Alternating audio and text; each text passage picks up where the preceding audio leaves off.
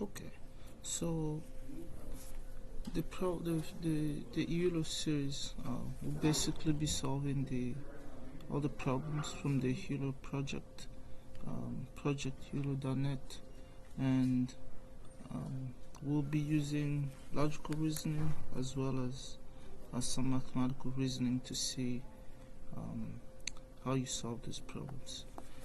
So the first problem, I just created the account, is if we list all the natural numbers below 10 that are multiples of 3 or 5, we get 3, 5, 6, and 9. The sum of these multiples is 23. Find the sum of all the multiples of 3 or 5 below 1000.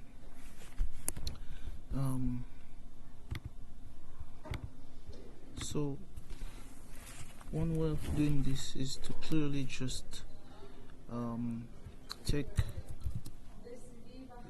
do a recursive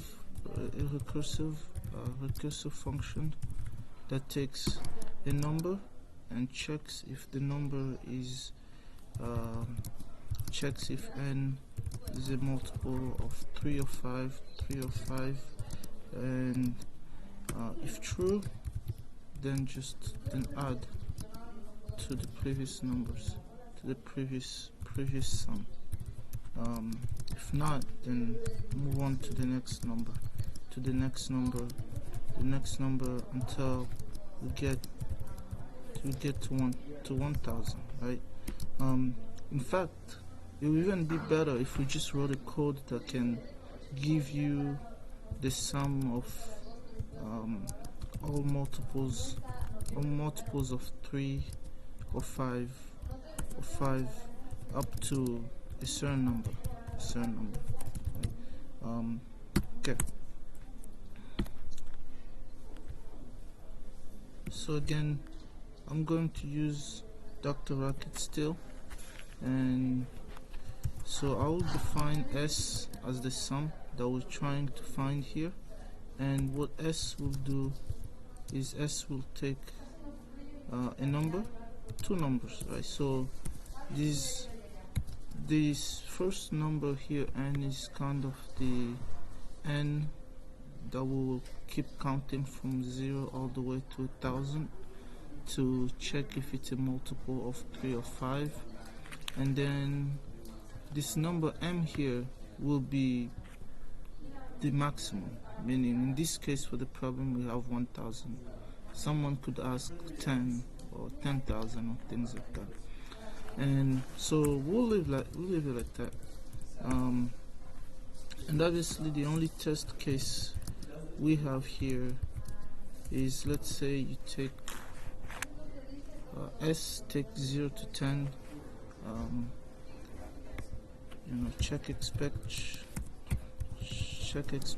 S to 10, we should get 23, and that's what this gave us. They said the sum multiples is 23 in the case of 10.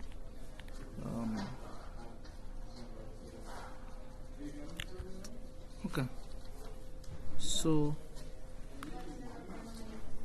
we want to write the code. So we have define S take n and m, right? So we don't really touch m, but we want n to go from 0 all the way up, so we do a conditional statement.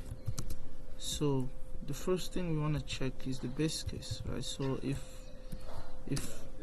n, do this, if n equals m, so like if in this case we just went straight to checking for 10 or 1000, so here in this case we have 3, 5, 6, and 9, so you don't really count the 10.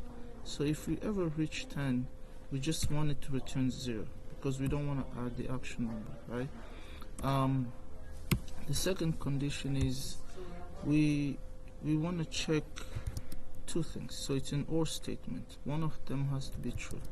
We want to check if you get 0 when you divide n by 3 meaning that's what it means to be a multiple, right? Or do you get 0 if you divide n if you divide n by 5, right? So the remainder is 0. That's what I meant. So we want to check the remainder of n5, right? So for each n, you check if it's a remainder of 3 or a remainder of 5, and in this case, if it's a remainder of 3 or remainder of 5, then what we do is we want to add, n to our sum, right? S is our sum. We add n, and then we do the same thing with the next number. So we repeat s of n plus 1, and we still keep our n.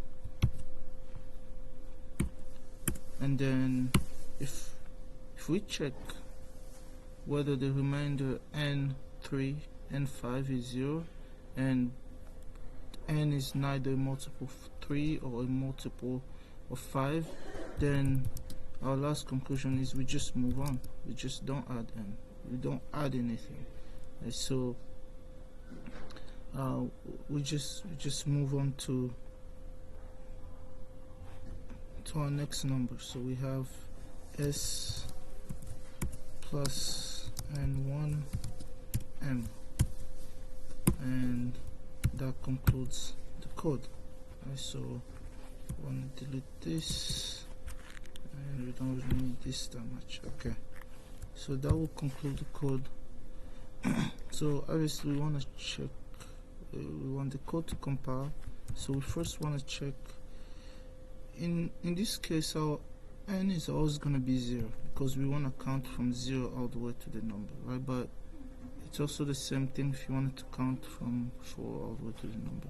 So S010 should give us 23. So the case works.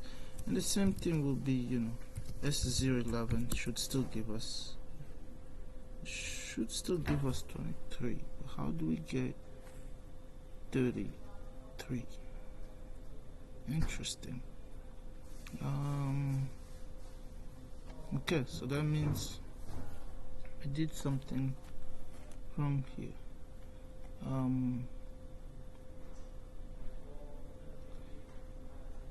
So let's check something else. 09, how does this give us 14? We keep going up. Equals,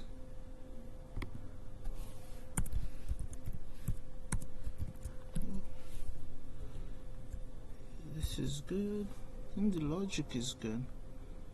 Something wrong, so we want to check this, make sure it's working well. 0, stop at 3, should give us 0. What if we stop at 5? We only have 3. If we stop at 6, we have 8. That's correct. If we stop at 10, we have 23. Well, if we stop at 9, we have 14, which is correct because you only have 3, 5, 6. That's it, and that gives you 14. And if we go, oh, that's correct. If you go at 11, you have 33 because 10 is also a multiple of 5. Okay, so intuitively the code works with, like, if you keep doing the checks, plus the logic is correct. So we have S 0 1000, and will give us 2 3 3 168. So then we just want to check, guys. So we go back and we have that confirmation code. We check.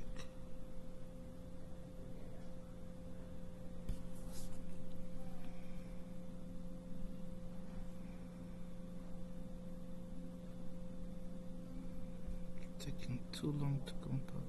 Congratulations, the answer you gave to the problem is correct. So it's not really a difficult problem, it's just a little tedious. I'm sure we can discuss how to solve this by hand mathematically, next time, but for now I think that's a good start.